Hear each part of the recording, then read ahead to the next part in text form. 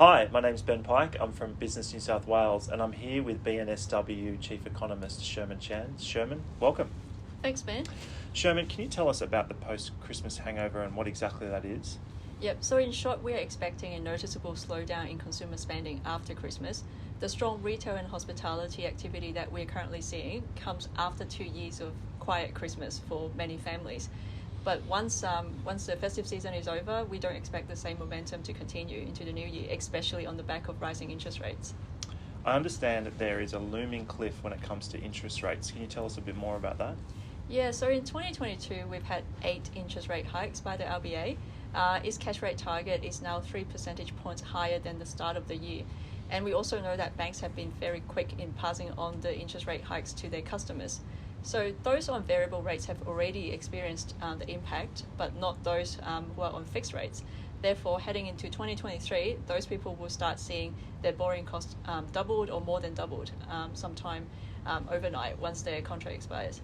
And so what's different about New South Wales compared to other states? Okay, so the slowing consumer demand is going to be a key risk to New South Wales. New South Wales is definitely not immune. But for New South Wales, the election that is happening in March is the greatest source of uncertainty to its economic outlook because it has some bearing on government expenditure and investment going forward. And on the other hand, in the lead up to the election, the uncertainty is going to weigh on consumer confidence. So we are going to see consumers being more cautious, at least in the first quarter. Who do you see as the winners and losers from 2023?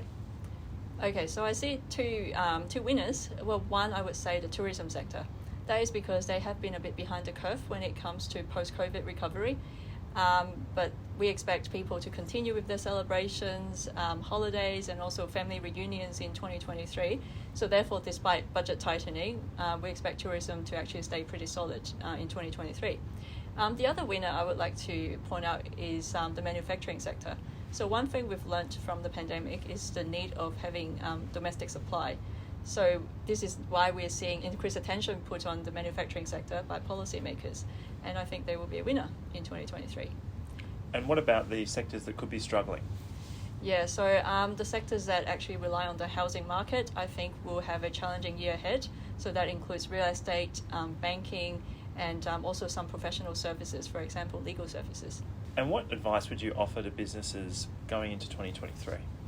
Yep, I've got 3 pieces of advice. One is in relation to inflation. I think businesses quite often restrict themselves to choosing between whether to absorb the cost themselves or to pass on to customers. But there are other options they can consider, which includes reviewing their operation models to try and identify cost control measures through improving efficiency. That's my first piece of advice.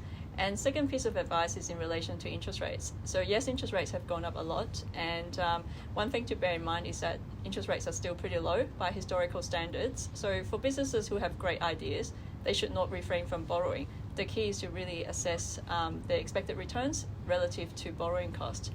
And now the final piece of advice is I want our members to keep sharing their experience with us because they help us put together this evidence base that enable us to advocate on their behalf in order to make it easier for them to do business in New South Wales.